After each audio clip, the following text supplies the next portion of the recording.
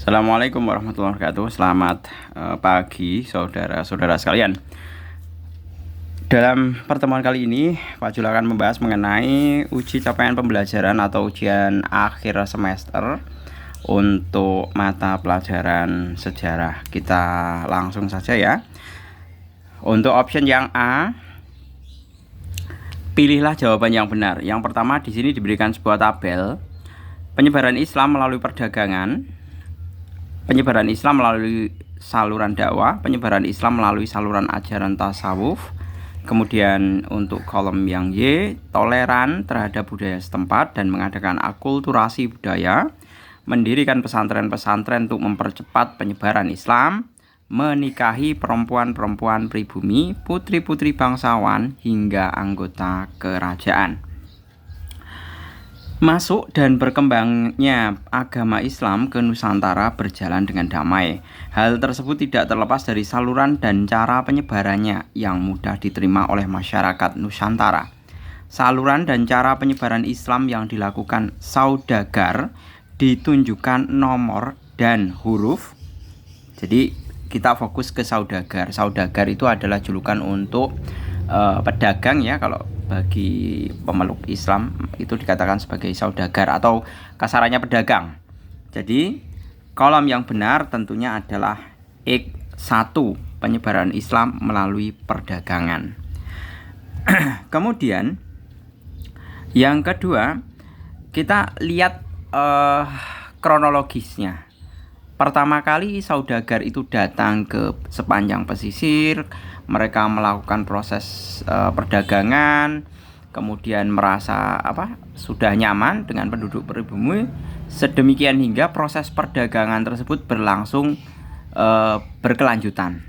Nah, seiring dengan berjalannya waktu, kemudian mereka menetap atau bahkan mereka menikahi perempuan-perempuan pribumi, putra-putri bangsawan dan hingga anggota kerajaan. Jadi jawabannya adalah X1 dan Y3, yaitu yang C. Kita lanjutkan.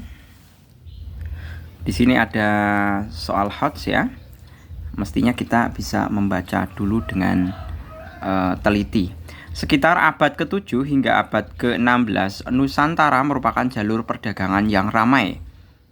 Pada saat itu pula terjadi silang budaya antara pedagang asing dan penduduk Nusantara. Salah satunya masuknya agama Islam ke Nusantara. Seiring dengan melemahnya pengaruh Hindu dan Buddha di Nusantara, muncul kerajaan-kerajaan Islam di Nusantara. Di antaranya Samudra Pasai, Aceh, Banten, Demak, Mataram, Gua Talau, serta Ternate dan Tidore. Nah, saya bacakan pertanyaannya ya. Berdasarkan informasi tersebut, simpulan yang dapat diambil adalah, kita kalau yang namanya membuat sebuah kesimpulan, semestinya kita bisa menarik garis besar dari satu paragraf ini. Kita evaluasi satu persatu. Untuk optionnya, Nusantara merupakan jalur perdagangan rempah yang ramai sejak abad ke-7 dan 16. Itu tidak menceritakan, tidak mengcover mengenai kerajaan Islam. Nah, berarti ini bukan jawaban. Kemudian yang B, kerajaan-kerajaan Islam di Nusantara sudah melakukan perdagangan internasional sejak abad ke-7 hingga abad ke-16. Nah, ini adalah jawaban yang lebih tepat. Jadi mengenai proses perdagangan sejak abad 7 sampai 16, termasuk kerajaan-kerajaan Islam itu diulas di dalam satu kesimpulan kalimat ini. Selanjutnya kita masuk ke nomor 3. Perhatikan pernyataan-pernyataan berikut. Yang pertama, memiliki tata pemerintahan yang rapi, mengembangkan sistem pendidikan militer, penghasil rempah pala, cengkih, dan lada terbaik di Nusantara, satu-satunya pelabuhan terdekat dengan Malaka, memiliki kemampuan diplomasi dengan negara-negara asing seperti Inggris, Belanda, Prancis, dan Turki Utsmani. Berdasarkan pernyataan-pernyataan tersebut, faktor-faktor yang mendorong Aceh berkembang sebagai kesultanan yang kuat sekaligus pelabuhan dagang yang besar ditunjukkan oleh nomor. Nah, ini pada saat Kesultanan Aceh ya, itu saya bacakan mengenai tindakan yang membuat Aceh mencapai puncak kejayaannya. Itu diantaranya adalah membentuk tata pemerintahan yang rapi. Yang pertama itu tadi ya. Yang kedua, memiliki militer yang sangat kuat dan disegani. Yang ketiga, terjalin hubungan dengan negara lain atau Eropa. Nah, dari pilihan ketiga tersebut, kita bisa menyimpulkan bahwa jawaban yang tepat adalah 1 itu benar, 2 itu benar, 3 tidak mungkin ya. Penghasil rempah pala cengkih dan lada terbaik itu di Maluku, Kerajaan Ternate Tidore. Satu-satunya pelabuhan terdekat dengan Maluku itu benar, tapi itu bukan jawaban yang lebih tepat. Yang lebih tepat adalah yang 5. Jadi kita bisa menyimpulkan bahwa Aceh berkembang sebagai kesultanan yang kuat sekaligus pelabuhan dagang yang besar ditunjukkan nomor 1, 2, dan 5. Kita lihat pilihannya. Ya. 1, 2, dan 5. Ada ya yang B. Selanjutnya, pernyataan berikut yang tepat mengenai kerajaan Mataram Islam. Penghasil rempah pala cengkih dan lada terbaik itu bukan. Yang B, kerajaan Mataram Maritim yang terkenal dengan perahu layar lambu dan pinisi. Jelas bukan, karena Mataram itu letaknya di pedalaman. Yang C, menyerang VOC di Batavia pada tahun 1628 dan 1629. Nah, ini benar. Ya. Ini ada di buku textbook yang menyatakan bahwa Mataram Islam menyerang VOC di Batavia pada tahun 1628 dan 1629. Selanjutnya yang nomor ke-5. Sejak jatuhnya Malaka ke tangan Portugis pada tahun 1511, Makassar berkembang menjadi pelabuhan internasional yang ramai. Langkah yang dilakukan Makassar untuk menjaga dan mengatur perdagangan di Makassar adalah, nah itu termasuk cita-cita yang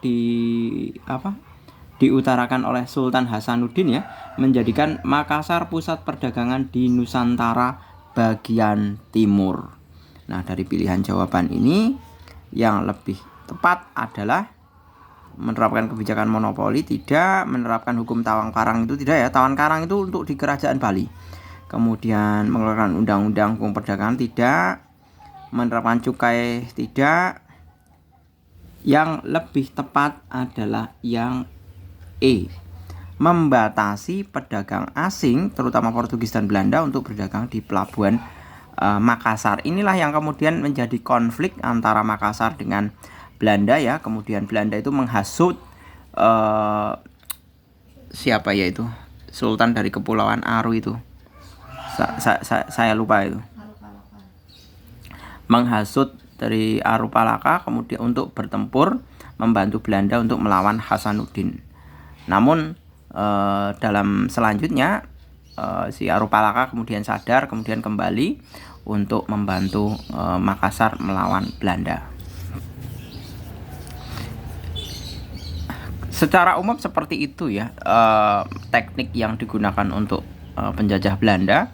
Bagaimana mereka mengadu domba antara pribumi yang satu dengan pribumi yang lain.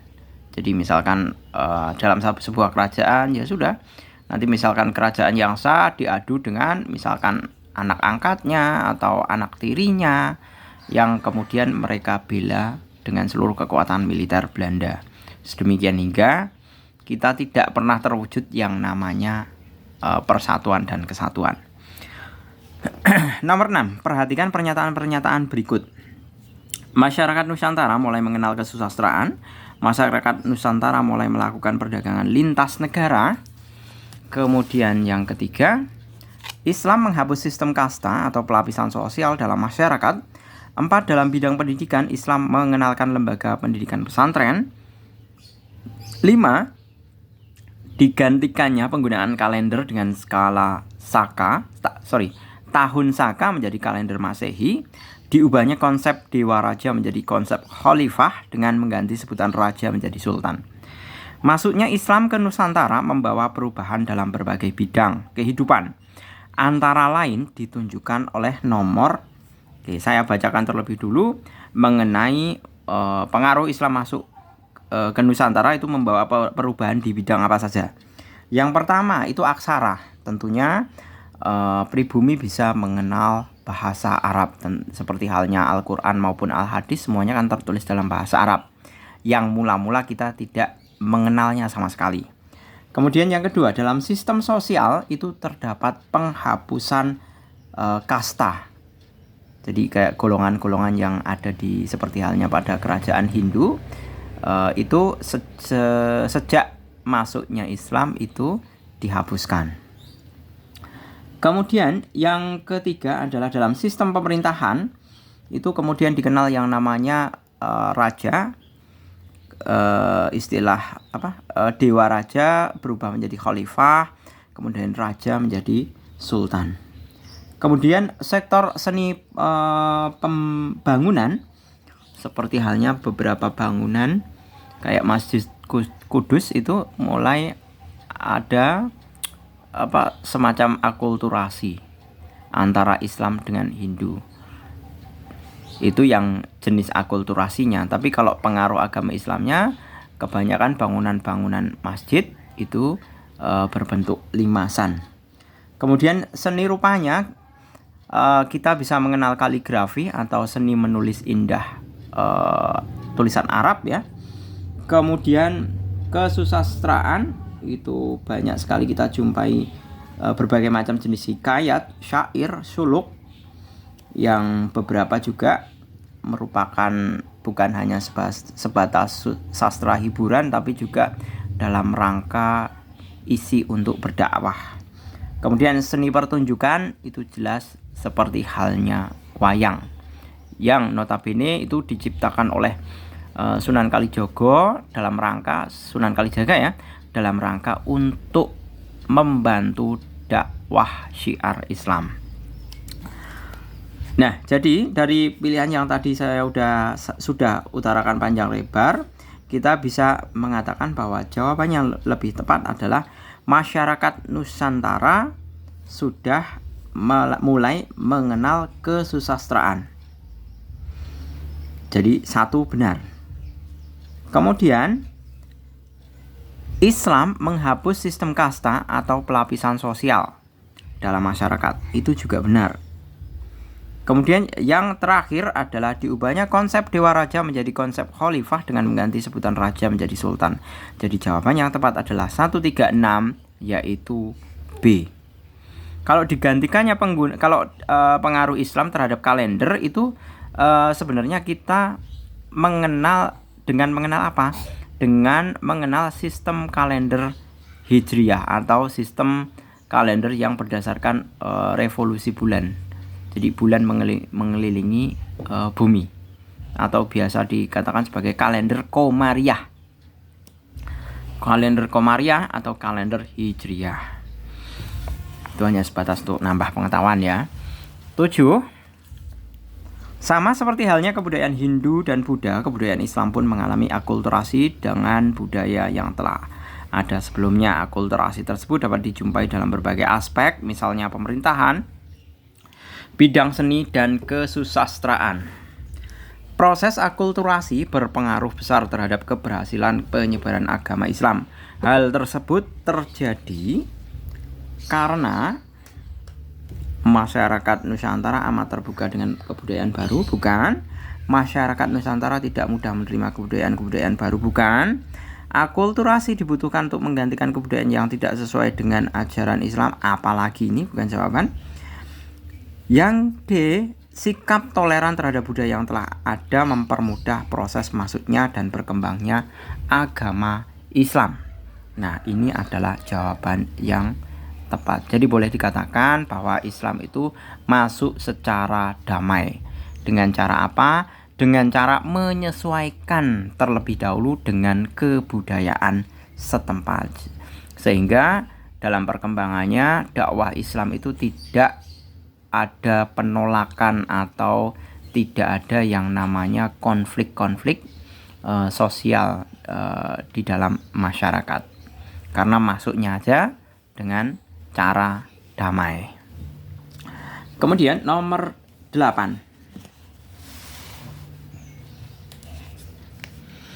Nomor 8, dalam bidang pemerintahan Islam mengenalkan konsep khalifah yang menggantikan konsep dewa-dewa, dewa raja maksud saya. Gelar raja pun digantikan dengan gelar sultan. Meski demikian, sistem pemerintahan tidak mengalami perubahan secara menyeluruh. Gelar-gelar pembantu raja masih menggunakan istilah lama seperti patih panglima, hulu balang, dan maha menteri. Selain itu, nama Raja Jawa juga tetap menggunakan nama-nama dari budaya Jawa, seperti Sultan Trenggono, Susuhunan Mangkunegoro, dan Hamengkubuwono. Hamengkubuwana. Biasanya kalau orang Jawa itu A itu dibaca O ya. Saya ganjel dulu biar nggak kena pantulan sinar. Berdasarkan informasi tersebut, dapat disimpulkan bahwa pengaruh Islam tidak serta-merta mengubah dan menggantikan kebudayaan yang telah ada sebelumnya. Hal tersebut menunjukkan, kita lihat, pengaruh Islam belum sepenuhnya mengubah kebudayaan yang ada di Nusantara, bukan jawaban. Adanya proses asimilasi antara ajaran Islam dan kebudayaan Nusantara. Kemudian adanya proses akulturasi budaya agar kebudayaan sebelumnya dan kebudayaan Islam dapat berdampingan. Nah, inilah yang sebentar. Dalam bidang pemerintahan, ini kan proses kalau dalam hal ini berubah ya.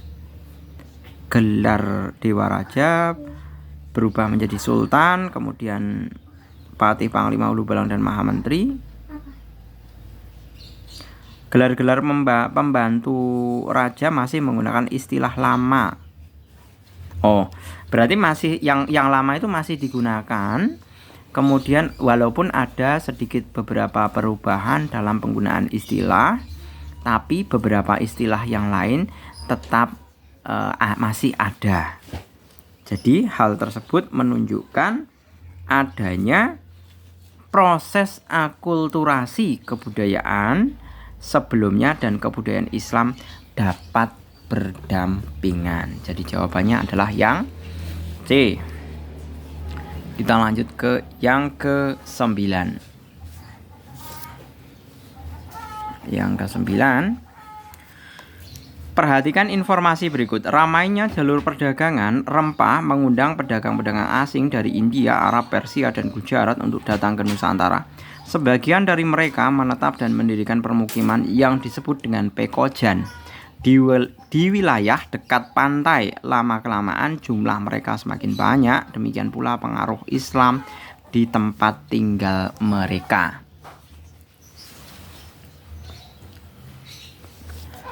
Jika diamati, ramainya aktivitas perdagangan di wilayah pesisir juga menjelaskan alasan bahwa, kita evaluasi satu persatu, hampir semua kerajaan Islam berada di wilayah pesisir. Belum tentu Mataram Islam itu tidak di pesisir. Semua kerajaan Islam merupakan negara maritim. Tidak, Mataram Islam bukan maritim, lebih bercorak agraris. Kerajaan-kerajaan Islam piawai dalam urusan perdagangan. Oke lah. Tapi di sini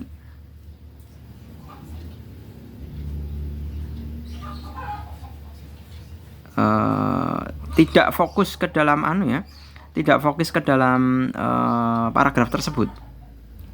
Bukan hanya masalah perdagangannya, tapi lebih ke saudagar-saudagar itu kemudian mereka menetap seperti itu. Kemudian yang D, wilayah pedalaman sulit dijangkau bagi pedagang-pedagang asing. Itu bukan jawabannya. Kerajaan Islam berawal dari permukiman para pendatang tersebut. Nah, jawaban yang lebih tepat adalah yang E. Karena apa? Karena sebagaimana kita tahu bahwa beberapa kerajaan Islam itu berada beberapa loh ya, walaupun ada satu kerajaan Islam yang berada di wilayah pedalaman yaitu Mataram Islam. Seperti halnya Banten, kemudian Demak, kemudian Makassar, Goa, Talo, semuanya itu berada di wilayah kerajaan-kerajaan tersebut, semuanya berada di wilayah pesisir. Itu awal mulanya hanya sebatas perdagangan dulu. Perdagangan menetap, ada perkawinan, kemudian berlanjutlah kemudian membentuk sebuah sistem pemerintahan sendiri. Kita lanjut nomor 10. Jadi tadi jawabannya yang E ya, nomor 9. Kemudian nomor 10. Perhatikan informasi berikut. Jalur rempah merupakan jaringan niaga tertua dalam peradaban manusia. Warisan nenek moyang kita sejak 4.500 tahun yang lalu. Pada masa praaksara, jalur rempah membentang sampai Sri Lanka, India, Afrika, dan Madagaskar. Berdasarkan penemuan arkeologis, dapat diketahui bahwa nenek moyang kita membawa rempah-rempah di Asia ke Asia Tenggara, termasuk campa. Berdasarkan teks tersebut, bukti arkeologis dan atau bukti tulis. Ingat, bukti arkeologis dan atau bukti tulis bahwa jalur rempah sudah terbentuk sejak masa praaksara.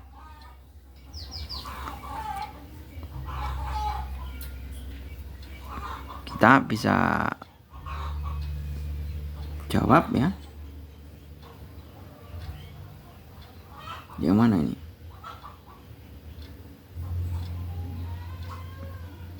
Nomor 10. Relief perahu bercadik pada Candi Borobudur.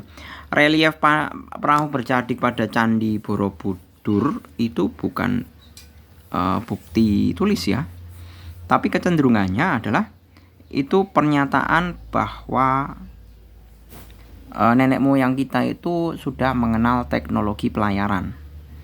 Itu untuk yang relief perahu bercadik. Kemudian kita petunjuk pelaut ke lautan Eritrea yang menyebutkan kota bernama Barus. Ini lebih ke pelayaran bangsa Yunani, Eritrea itu. Kemudian catatan Itsing yang melaporkan bahwa Sumatera telah ramai oleh lalu lintas kapal. Nah, ini yang lebih tepat. Catatan Itsing itu kan berarti bukti tulis. Kemudian relief Candi Borobudur yang menggambarkan masyarakat tengah meracik jamu, tidak ada hubungannya ya. Kemudian yang E, ditemukannya Gendang Dongson dan Vietnam Utara dan Tiongkok Barat Daya di situs Hersorot Entapa, itu juga bukan. Jadi dari pilihan ini bukti tulis yang lebih tepat adalah catatan Itsing. Catatan Itsing itu banyak sekali ya, banyak yang menceritakan tentang kisah pelayarannya, pelayarannya dia sedemikian hingga bisa sampai ke Nusantara. Jadi berbagai macam pengalamannya, dia mengulas berbagai macam kerajaan.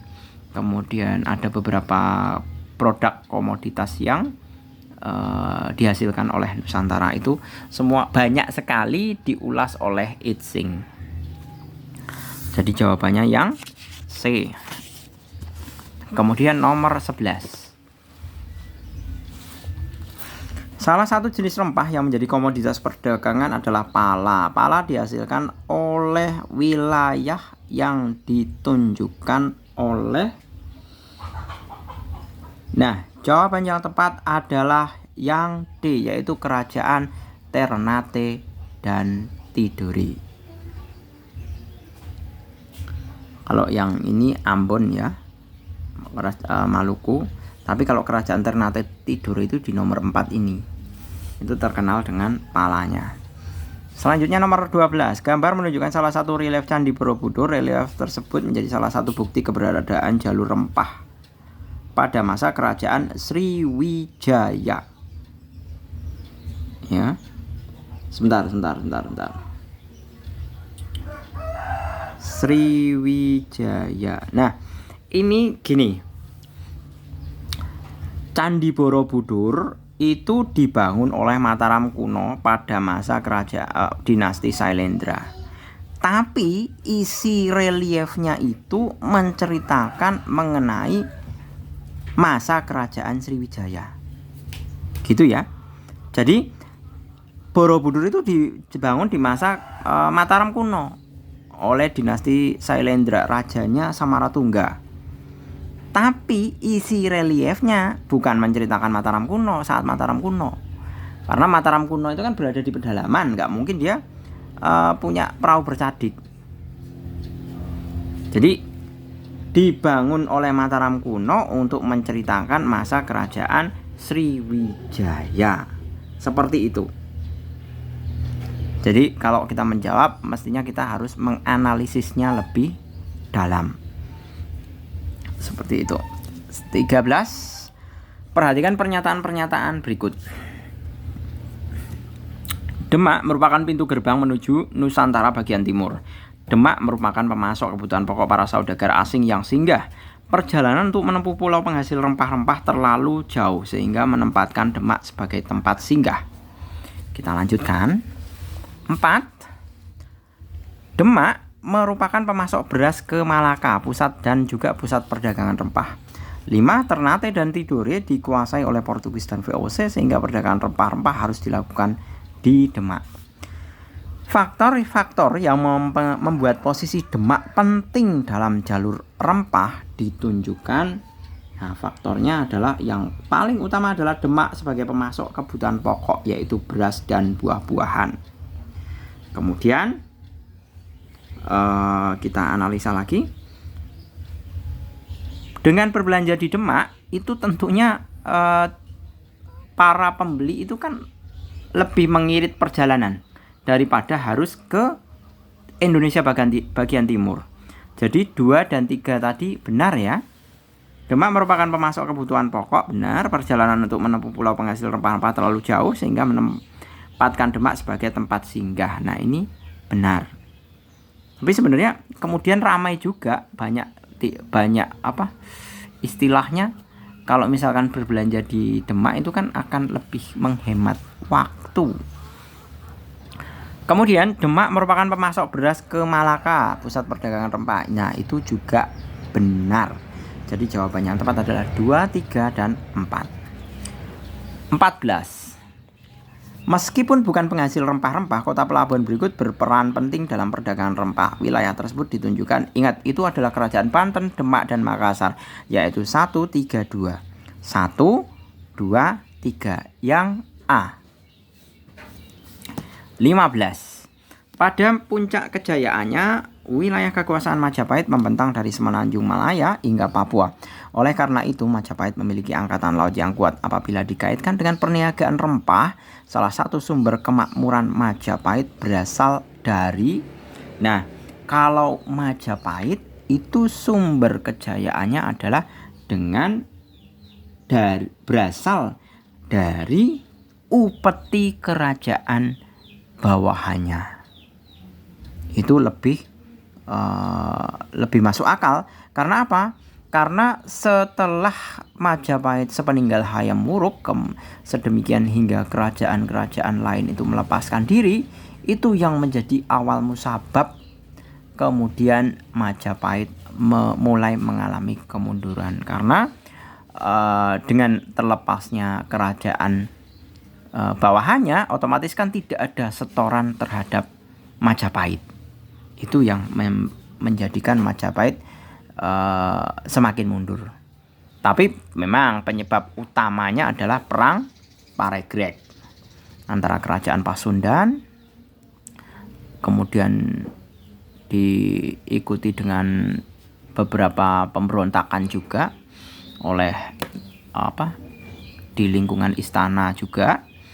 Namun kalau mengenai masalah kemudian tiba-tiba mundur, itu adalah dengan terlepasnya kerajaan-kerajaan bawahan yang kemudian membawa dampak tidak ada setoran upeti ke Majapahit. Gitu ya. Untuk yang option A, disclaimer-nya adalah ini semua adalah jawaban dari Pak Jul, jadi tidak menutup kemungkinan untuk ada jawaban yang lainnya, tergantung dari sumber sitasi atau sumber yang dirujuk dari mana. Jadi kalau misalkan nanti ada jawaban yang beda, itu wajar saja. Itu semuanya adalah tergantung dari perspektif sumber yang kita ambil. Nah, tentunya kalau misalkan saudara sekalian mau merevisi atau mengkonstruksi ulang jawaban, oh Pak ini jawaban, silakan dituliskan di kolom komentar. Namun tentunya harus disertai alasan ataupun sumber dari mana. Seperti itu ya. Kita lanjut ke B. Menurut teori penyebaran Islam di Nusantara, Islam dibawa oleh para saudagar Islam dari Gujarat, Arab, dan Persia. Jelaskan hubungan antara para saudagar Islam tersebut dengan jalur rempah dan penyebaran Islam di Nusantara. Nah, ini sebenarnya hanya sebatas bagaimana kita menceritakan ya awal muasalnya atau kronologinya, kok bisa kemudian pedagang-pedagang itu menyebarkan Islam. Pertama kali para saudagar adalah datang ke Nusantara itu untuk kepentingan berdagang, dalam hal ini mencari rempah-rempah. Kemudian seiring dengan berjalannya waktu, mereka mulai menetap, kemudian bahkan mereka mengawini penduduk setempat atau putra-putri kerajaan. Nah, di samping itu seiring sambil berdagang, sampai mereka berkeluarga di situ, mereka juga berperan aktif dalam syiar dakwah Islam atau membantu menyebarkan Islam. Nah, itulah yang kemudian seperti halnya, jadi saudagar Islam itu yang dari Arab, Gujarat, dan Persia itu sambil menyelam minum air, sambil berdagang, mereka menyebarkan Islam, mereka juga mencari jodoh. Tapi tentunya kalau yang menikah dan menetap dengan penduduk setempat itu kan beberapa, tidak semua. Nah, itulah jawaban yang nomor 1. Silahkan diceritakan dengan kalimat dan bahasamu sendiri. Tentunya harus sistematis, ya. Ada koherensi antara kalimat sebelumnya dengan kalimat sesudahnya. 2. Selain para saudagar, para ulama atau mubalik juga berperan dalam penyebaran Islam. Jelaskan peran ulama dalam penyebaran Islam di Nusantara. Peran ulama beberapa di antaranya adalah yang pasti ya, menjadi guru agama, mubalik, pendakwah yang menyebarkan Islam. Kemudian di samping itu juga sebagai pemimpin ibadah atau istilahnya imam. Beberapa ada yang menjadi raja atau bahkan panglima perang, seperti halnya Fatahillah. Nah, itu kan raja sekaligus panglima perang itu. Kemudian di samping itu juga sebagai pemberi doa restu. Jadi biasanya seseorang kalau di pribumi ya, penduduk setempat itu kalau misalkan akan melakukan sesuatu atau memiliki hajat sesuatu, mereka akan meminta restu terlebih dahulu kepada para ulama atau kiai atau mubalik. Kemudian nomor 3, hewan kurban yang disembelih saat hari raya Idul Adha di Indonesia pada umumnya adalah sapi, kambing atau domba. Namun berbeda di Kabupaten Kudus, hewan kurban sapi diganti dengan kerbau. Sejarawan Kudus Edi Supratno mengungkapkan sejarah di balik masyarakat Kudus yang tidak menyembelih sapi tersebut. Setahu saya, kebiasaan tidak memotong sapi di Kudus merujuk kepada sikap Sunan Kudus menghormati penduduk Kudus di era itu.